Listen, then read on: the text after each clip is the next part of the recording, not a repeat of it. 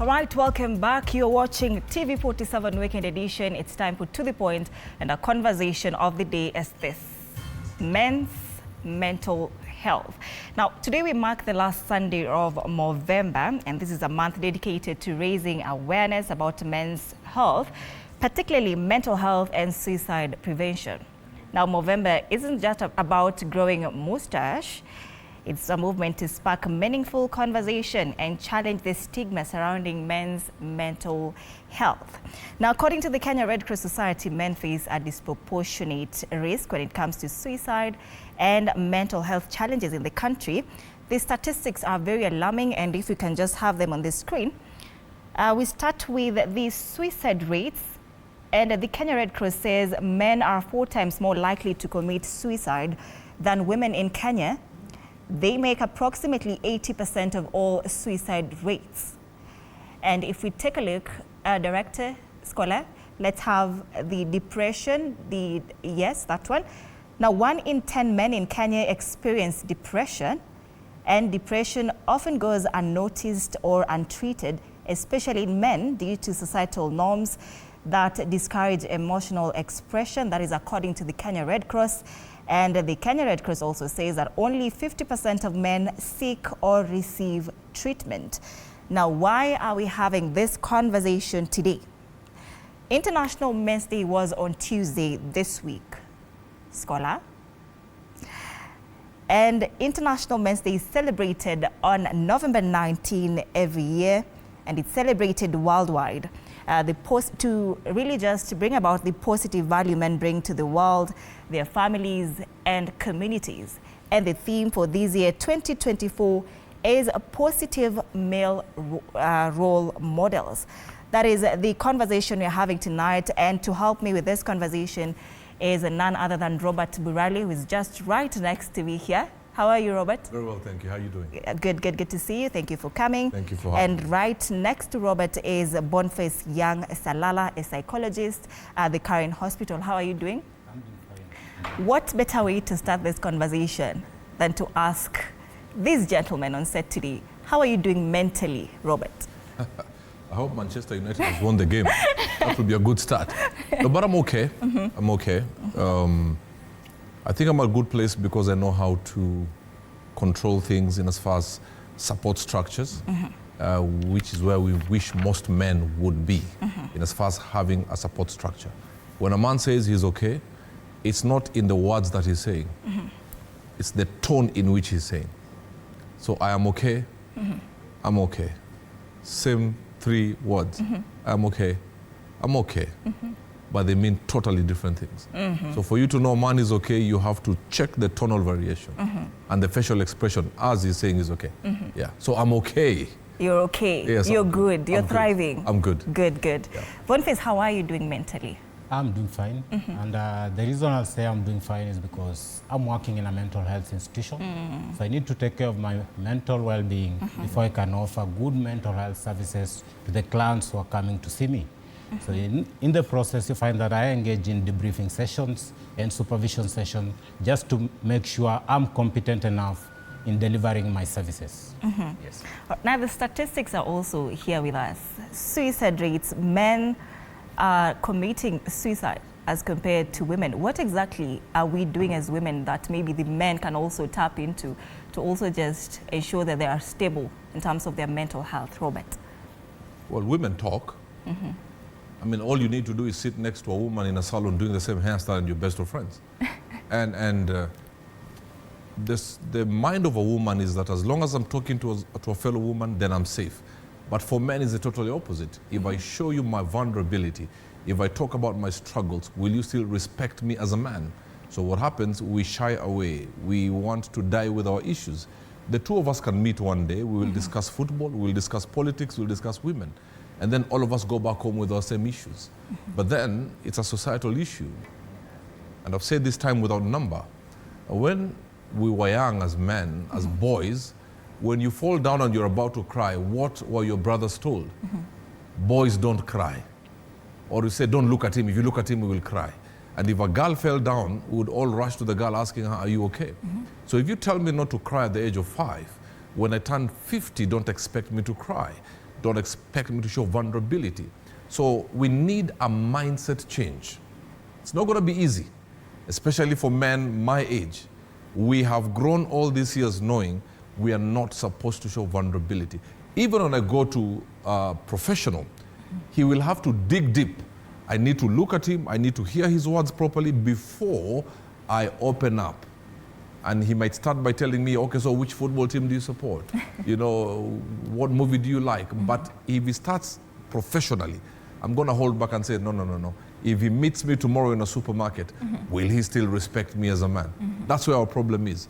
But society played a major role. And we are trying, to be honest with you, by talking to the younger boys to tell them vulnerability is not weakness.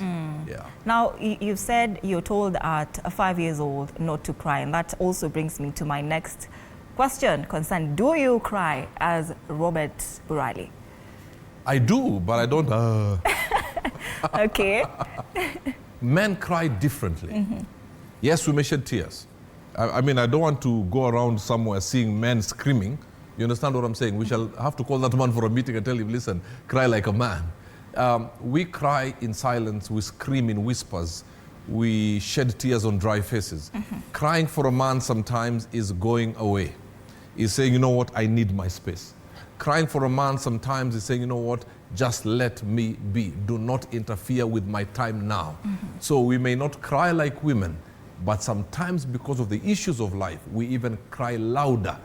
But remember, ours is in silence, tears on dry faces, asking for help in whispers and not loud voices. So you pick what we are not saying. And I know women have said before that that's not our work. But let me tell you one thing. We are social beings. If you say that's not your work, yet you have been raised to help that man, when that man goes, you're left naked. Your children are left exposed. So I believe, and we're not saying we are weak, we don't know how to help ourselves, but I believe there has to be an effort, societal effort, to try and bring the man back together, because it's the society from the age of 5, from the age of 3, that tuned us not to cry, not to show vulnerability. So you've had people saying, mwanaume ni kuparara, mwanaume ni kujigamba. No, sometimes we die because of that. Yeah. Boniface, what does crying as a man look like, and why exactly in this day and age are our men not showing emotions?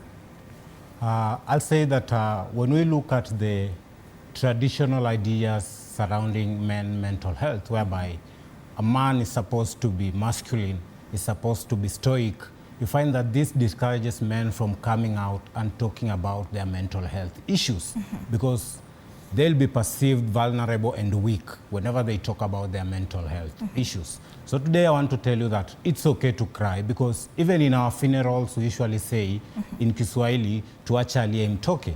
So when we talk about tuache aliye mtoke, what do we usually say? Tuache aliye mtoke, right? Basically it's getting that calming effect from crying, right?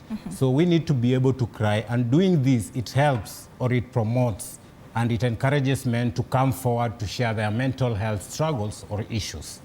Because when you look at reasons why men are not coming out clearly to share about their issues, we are looking at societal expectations, we are looking at responses from others, and also we are looking at races, whereby when you look at the black man is he's perceived to be this strong kind of a human being, whereby he's not supposed to talk about or to go to therapy or embrace therapy compared to women.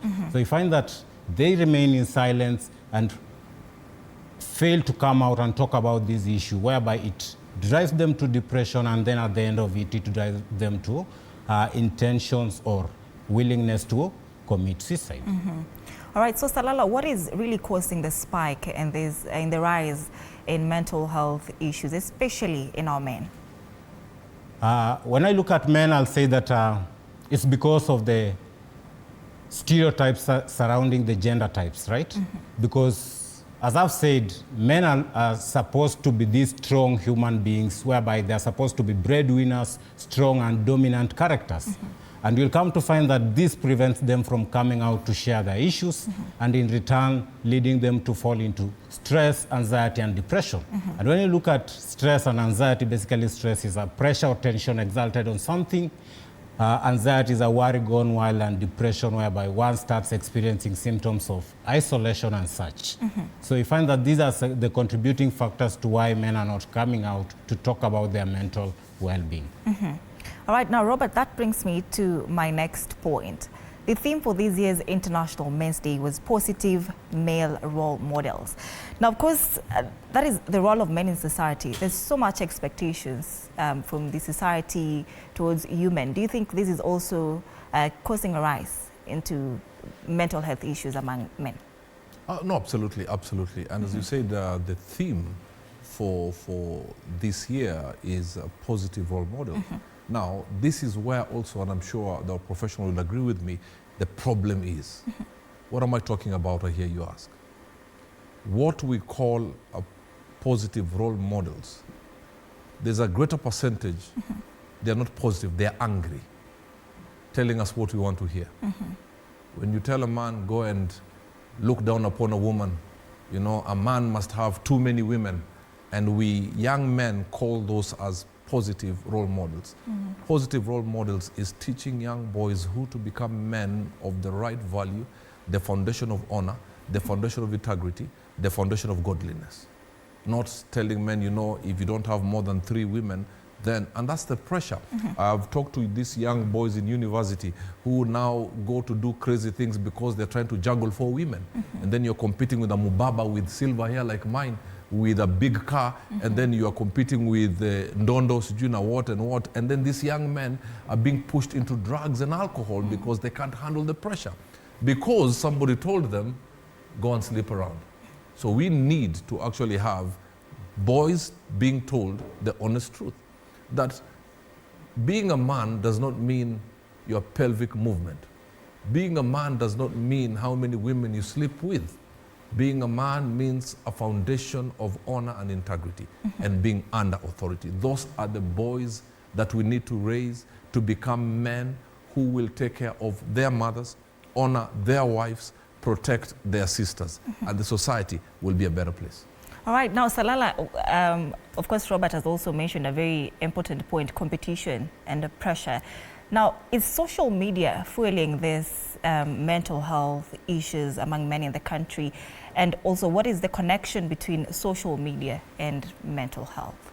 I'll agree with Mr. Burale by saying that social media, it's a contributing factor to discouraging men to come out and talk about their issues. And why would I say so?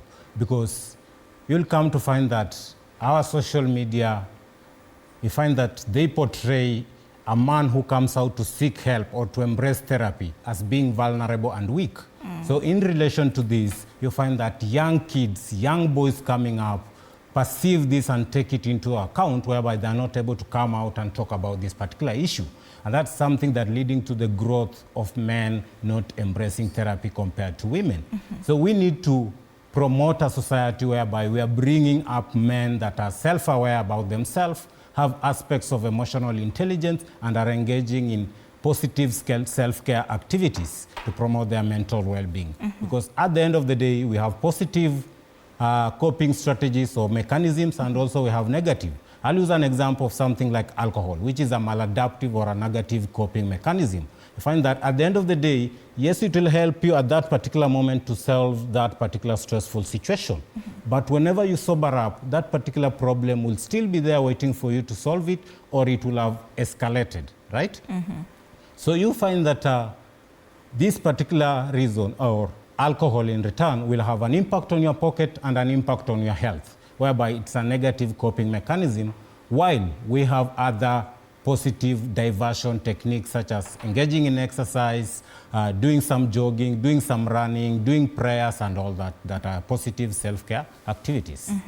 Robert, you know, it has been known that women, sisi kama wanawake, we normally feel the pressure maybe to showcase a certain lifestyle. Now, do men also feel that pressure when it comes to social media and trying to show the world they're rich, I have this, I have this? Is that also the case for men? Absolutely. I think, as my brother said, social media has bedeviled both genders, okay? Both male and female. The wanting to look alpha, wanting to look like the best thing since sliced bread. You know, when somebody posts this, you want to show you have this other car. You want to show you in this restaurant, you're eating, you're taking caviar and all those kind of things. And this pressure, social media is, in my opinion, the best thing, yet the worst thing that has happened.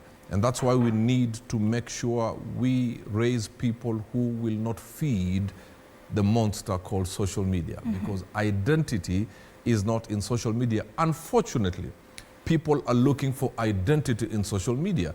And that is why you see somebody posting something and every 3 seconds is looking to see who was commented and how many likes have I had. That is looking for affirmation, looking for an identity. Yet we must understand that identity is an inside job. So it doesn't matter what anybody is showcasing out there. As long as I know I am centered within myself, I will not go under that pressure.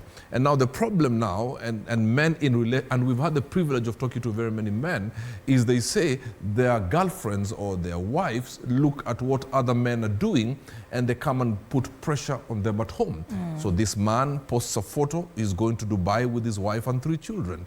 Then your wife comes and says, we only have 1 child and you're only taking us, you know, within 45 minutes of a flight. You know, we need to be on air for 5 hours, but you're taking us to those ones of no sooner had I than. You take off and you land. And that pressure has put men in a place where now you want to stretch yourself beyond the elastic limit. And when you get to a place that you feel you now have exhausted all your options to assist you in living that lifestyle that you really can't afford, then what do? You think about unaliving yourself. You think about alcohol abuse to tell you that it is okay. And that's why you've said close to 80% of the suicides are by the men. It's because of such pressures. Now, before I cause a ruckus, I'm not saying all women are like this, because we have women who understand the position of the man and help the man. But I'm talking about, and I'll tell people this, let me speak to my fellow men, and I'm sure nenda kuchoma sahi. If your woman is excited about social media, excited about what people are saying about her on social media, what people are saying about you as a couple on social media, you're in trouble. Nip that thing at the bud, because you will be put under crazy pressure. And even for women, if your man is excited about what people say, how they perceive you as a couple, then you're also in trouble. Young, what does mental illness look like to begin with? And do men really know how mental illness look like?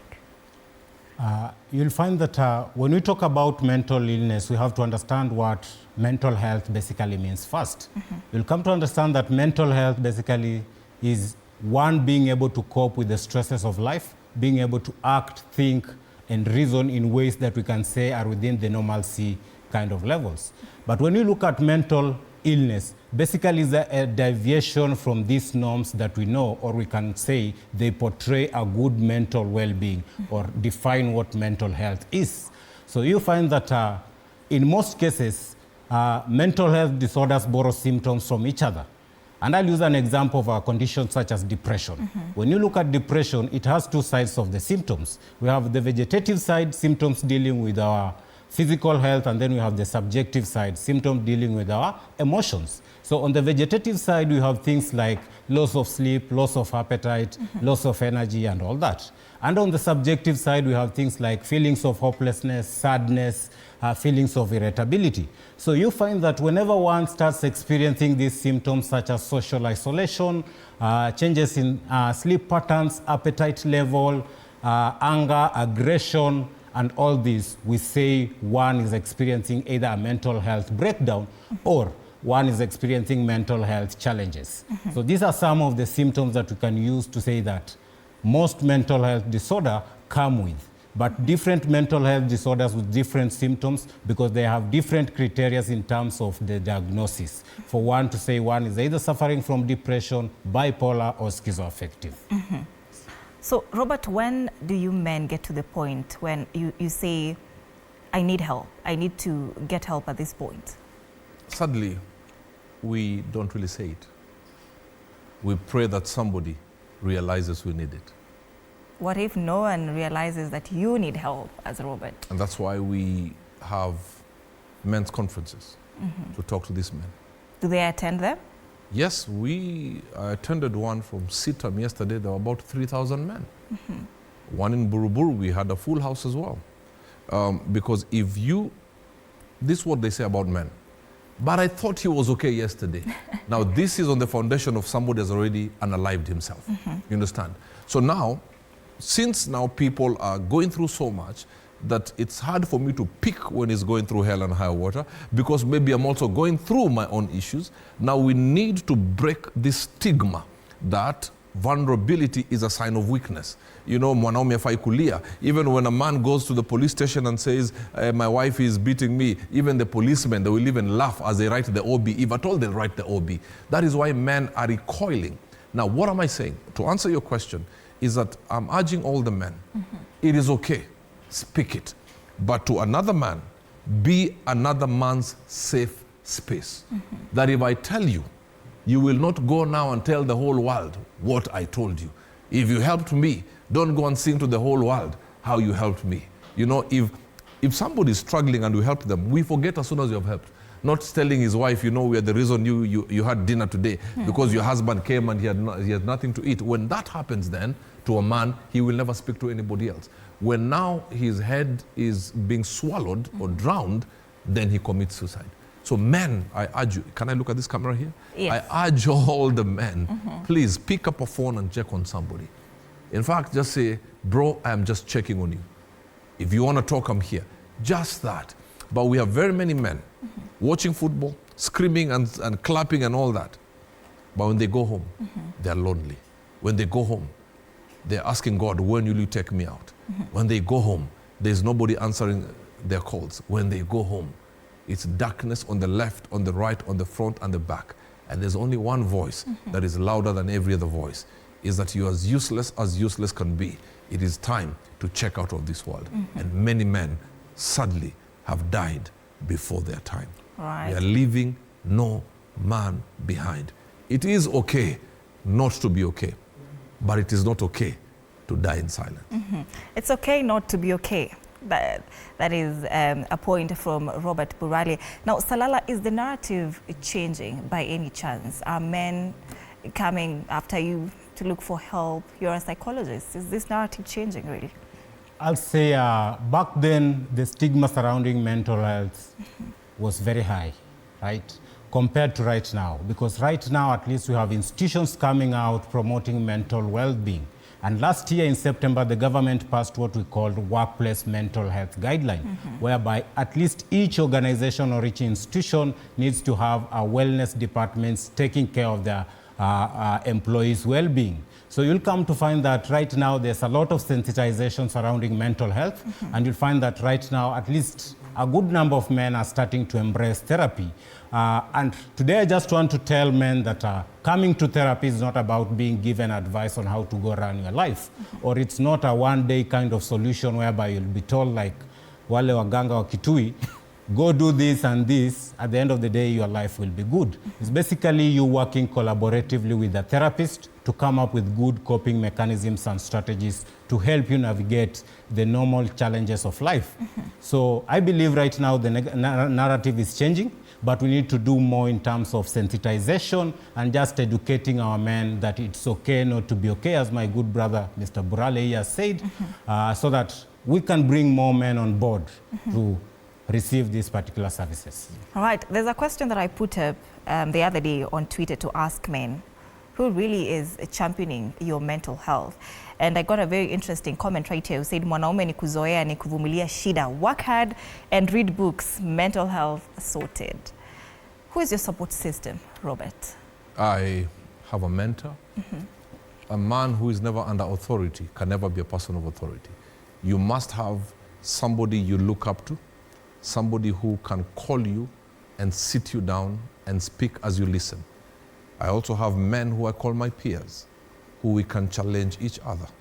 So I have the man I look up to. He calls me anytime. I will drop everything and go. I have peers who we speak as brothers. And then I have men who look up to me. So then the one I look up to will make sure I don't fall. My peers challenge me as we move forward. The one who follows me is the one who makes me say, I cannot fail. because if I fail, they will also fail. If you have those 4 around you as a man, then failure will be almost impossible. Interesting, powerful, Robert. Now, Young, I'll also just pose the same question to you. You are in a field where you look after people. Yes. People come to you, you ask them how they're doing mentally. Say you're also in the pits, literally you're drowning. So who is taking care of you guys? Yeah. I'll say at Tranquil Med Center, our tagline is care for carers. And what does that mean? I'll use an example of 2020 during the COVID period, whereby most doctors or healthcare professionals were taking care of people who are during that COVID particular period of time. So you'll come to find that no one was taking care of these carers. Or for example, a parent has a kid who is suffering from cancer or diabetes. The discrimination that comes with it for taking care of this kid, the financial problems, this particular carer also needs support to be able to offer the best care possible to this particular relative or a friend.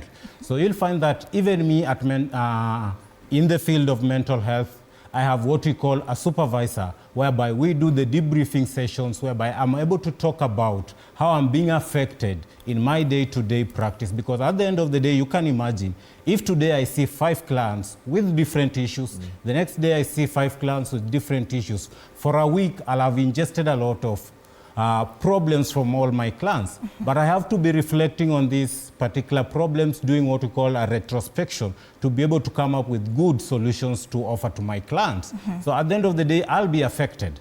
And I need also to look for someone who will be able to help me or support me towards that particular journey. So I have a psychiatrist who also does debriefing sessions for me. But at the end of the day, I focus also on my support system. And who are my support system? The people who understands my strengths, who understands my weaknesses, and this can be my relatives, my family members, friends, colleagues at work, and all that. People that can understand me better and support me whenever I'm not going in the right direction. Interesting, interesting. Now, let me just read some few comments before we continue. Someone here says the men of 24th century, if not all, are moving caskets. The image of a man and the explicit responsibility bestowed on a man has greatly impacted on the ego of a man that they have to live beyond limits to make the public happy. Now, the level of irresponsibility in men has also emanated from neglect of the growing man by society, limited education and peer pressure. All this adds up to mental health. Do you agree, Robert? Yes, to a large extent. Moving caskets, powerful statement. You know, when am I going to check out? I'll tell you something that is not a good thing to say. There is an age a man reaches and the society wants to vomit you. A man is respected in your time and age of strength, where you are needed, where you are needed to pay school fees, where you're needed to put a roof over your people's head. When that is no longer needed, the society wants to vomit you out. And that is why many men will hear this statement at some point in their life. Mama, thank you for loving me. Dad, thank you for paying school fees. And many, many men have died like that. All right. Young, that is a very powerful comment right here, or statement. But of course, as we are almost winding up, there's this saying that says when people, they say kitambo atukwa na mambo kama hizi, mental health issues. I know you've heard that line. Yeah. Now, what exactly was happening kitambo that is not happening today? We are seeing cases of depression, anxiety, people are being taken to rehabs. What is happening now that wasn't happening back then? You'll find that when we look at these particular cases or mental health problems, back then people used to believe either they've been bewitched or so, depending with how our communities are. Because different communities are portrayed differently when we go back into the past, whereby you'll hear more cases of witchcraft and so on. So right now you'll find that there's more awareness surrounding mental health, and you'll come to find that on our day-to-day activity, we encounter a lot of stressful situations. So in the process, and then the sensitization, people becoming more aware, self-aware, and having the aspects of emotional intelligence is a good contributing factor to sensitize or to enable men come out and understand that these problems are there and solution is always available. So you find that people right now are becoming more self-aware that these particular problems exist and anyone can face these particular problems because mental health doesn't segregate. For example, a human being's brain is compared to a computer. If you load a lot of things in your computer, it will start being slow. You need to take it to an IT expert to be able to rectify that problem. So what about your mental health? Whenever you get stressed, where do you go to? That's the big question we ask ourselves. We need also to reach out to professionals who are not going to judge us, provide an empathetic kind of environment, and also validate our feelings. So I'll say that right now there's more self-aware, people are becoming more self-aware, and then the sensitization surrounding mental health. Our social media, our media institutions are coming out very clearly to support and to promote mental health. Of course, as Robert says, social media is a good thing, also a bad thing that has ever happened to the world. Now, solutions, of course, as we close and in 1 minute. You are the founder of Men of Valor, Robert. Right. Tell us about this as we close. Well, Men of Valor is trying to heal men who have reached an age where they say nothing can be done, and also mentoring young boys not to get to a place where they need healing, but grow into the fullness of being a man. So we travel all over the country and beyond, speaking to these men about very pertinent issues, about fatherhood, about honor, about self, and about gender. Not that there are other genders. You're either men, not start wearing pink underwear, not start walking around like a girl and saying some crazy things. A man is a man, was born a boy, will die a man. All right, thank you so much, gentlemen. You see, they're already playing that music for us, telling us to leave the studio. But all right, thank you so much for watching. We have Joseph Lubanga right here saying this is a very informative show that needs to be enhanced to reduce the negative impacts. Thanks a lot, both TV47 and Robert and Young Salala, for this conversation. That is Joseph Lubanga. Thank you, gentlemen, Robert and Boniface Young Salala, for making time for To The Point. We appreciate you. Thank you very much. That's it. There you have it. It's okay not to be okay. My name is Anne Odida. Our sign language interpreter tonight is Catherine Simaloi. Thank you for watching and see you next time, inshallah. Have a good night.